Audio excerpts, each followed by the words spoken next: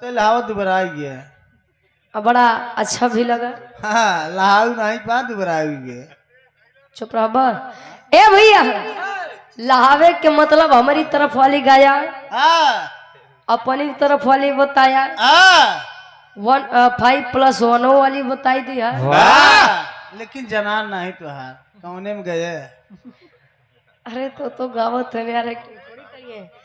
त्यावा गुरुजी आ जंगली भैया ई हमारे तरफ वाली है। अरे चित्ता की दे ए हाँ ताकला शायद तोरे ताके से बेचारू के गंगा नहीं नहाई के पड़े। अरे खुद ही नहवाई दे। अब हाँ बे कुंभ मेला लगवाए रहने लोग माघ मेला लगवावा। हाँ भैया अच्छा जब लड़का घरे जन्म लेते तब 3 गोल बंधत थे। गोल मतलब जे अपने अपने उम्र वाले दात नो हेरत थे। अब जैसे में देखला दादा हरे अपने तरफ बैठा है, भैया हरे हमारे अपनी तरफ बैठा है। माँ हरे तुम्हारे अपने कैसी बैठी आई जौन छोट के हमारी बाबू भैया बाटे इन रजाई गदल के अपनी तरफ बैठा है। वाह रजाई ओढ़ ले जब भैया नहीं तो हमारी तरफ जुकाम के शिकार भी जब तोहर माई करिए वो करे 3 गोल बंधे तो 50 से 80 साल वाली एक तरफ रही है। बढ़िया पान वान चबाई के एक तरफ बैठी है। और एक गोल 30 से 50 साल वाली इनके बनत है जैसे हमारे चाची काकी हरे हुई गए। एक गोल आज ये जनरेशन वाली 18 से 30 साल वाली। तो 50 से 80 साल वाली जोन बा उ लड़का लड़की के भय के खुशी में गावत है वैसे लड़की के भय के खुशी कम रहते है। ऊपर सोहर बड़ा कम गवाते दादा बाकी लड़का भय पे ज्यादा तयाज लड़किन वाली हो जाए। ये हमारे नंदनी बहनी खातिर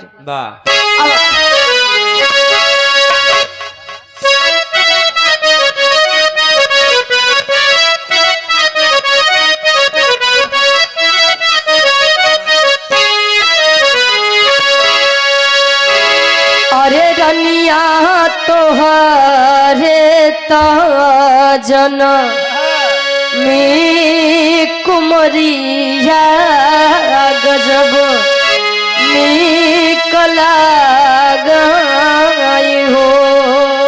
अरे रनिया तोहरा ताजन में कुमरिया गजब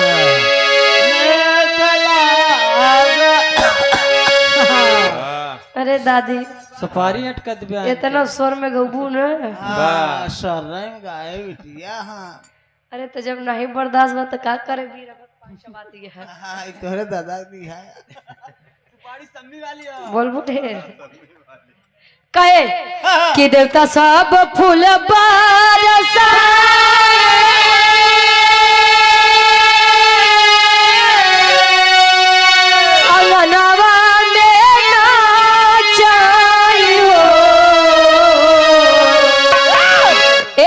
भैया यार देखा पानी छोड़ दे छोड़ा या हमारी तरफ वाली कहे बिना बदरी के बरस निकला गई हो बिना बदरी के बरस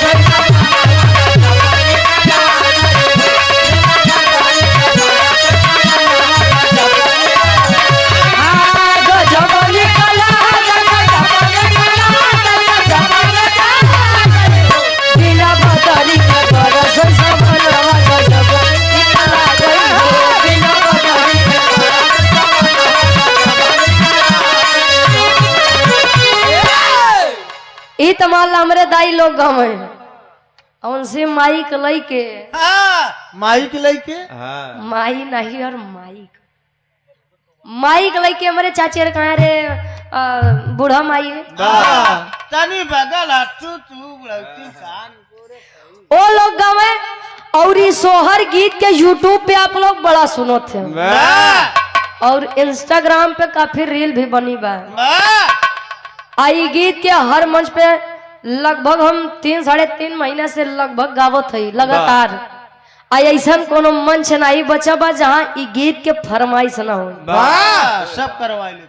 खैर हाँ, ई तो मान लो पहले आज हम बिना फरमाइशे के गाय देते हैं, अब भाई कुछ देरी बाद वाला फरमाइश ओ लोग गा में कैसे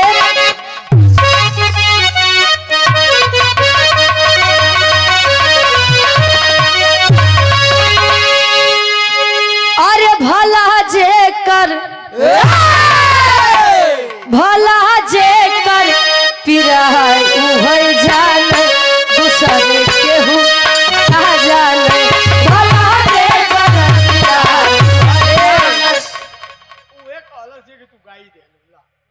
अच्छा ई फरमाइश रहे। देखा हम कहे ना कि गीत बिना फरमाइश के ऐसा कोनो मंच नहीं बचे बा जहाँ से हम गाय के नहीं आई। अब हमरे देखा गार्जियन जी फरमाइश लेके उतरे तब ले हम गाय दे। ये सोहर गीत बा। ये नंदनी की आप पूजनीय माता जी आज समझ लाई धर्म के हमारे माई है। आम भूमिका नहीं रही बर्थडे में। हाँ तू ढेर बोलत है भाई। हम तो लेकिन भाई साहब औते ही देखे तो हम बाराती वाले कार्यक्रम से बड़ा घबराई थी। हम तो सोचे कहे जंगली भैया फंसाए। का फंसाई बेचारे वैसे परेशान है। ये 151 रुपए देकर सम्मान के हम तो कहे लगे बाराती में कार्यक्रम होई। आज के जमन ठंडी बा भाई साहब, हम कब से इंतजारो करते कोहिरा कब पड़ी। ओ लोग गावे कैसे अरे भला जे कर पिराय उहै जाने दूसर केहू ना जाने भला जे कर पिराय उहै जाने दूसर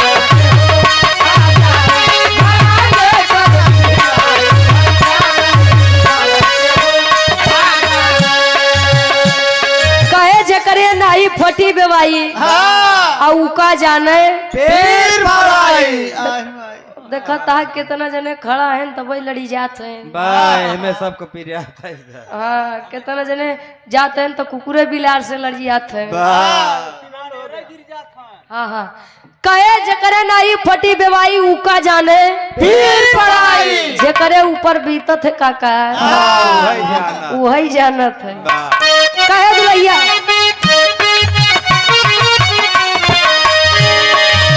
सासू न जाने गबे गबे गबे सासू न जाने नदियो न जाने सासू न जाने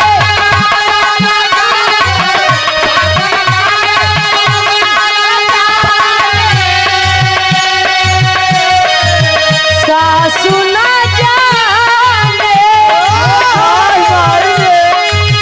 आई न नदियो न जाने। अच्छा कहे कि हमारे गार्जियन जी आदरणीय आप अखिलेश यादव बड़े बाबूजी ये रामानिया पीजी कॉलेज हिसामपुर सफाई से आए हुए हैं बिरहा सुनने के लिए। और हमारे गार्जियन जी के फरमाइश बा कि झकोरा मारे झूलनी 500 रुपए देकर सम्मान की आशीर्वाद के चारे के बच्चे अपनी कला में कामयाब रहे। अब एक बार हो जाता सासू न जाने आई न नदियो न जाने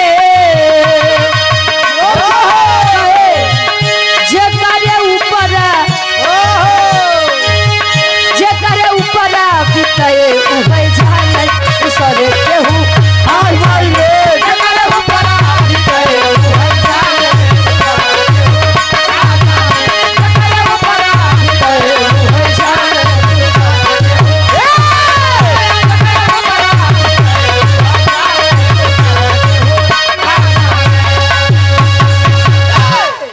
आज के जनरेशन वाली का गावत है जाना था का कहे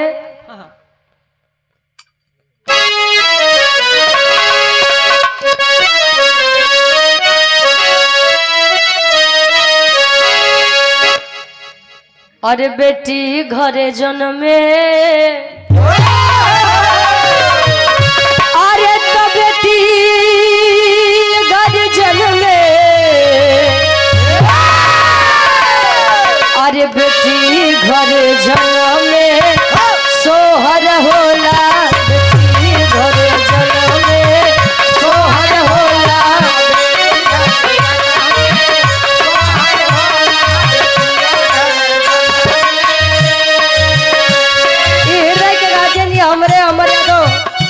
गार्जियन जी नंदनी के पूजे पिताजी खातिर और नंदनी के पूजे माई खातिर।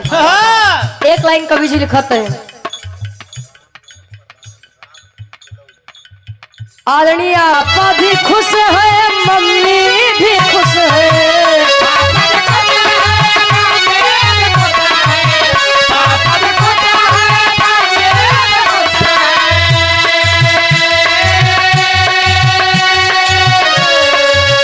पापा भी खुश है मम्मी भी खुश है अरे खुश होई के चाचा ओ क्या बात है खुश होई के चाचा दगाई रहे गोला ललन घर जलने सोहर होला बेटी घर जलने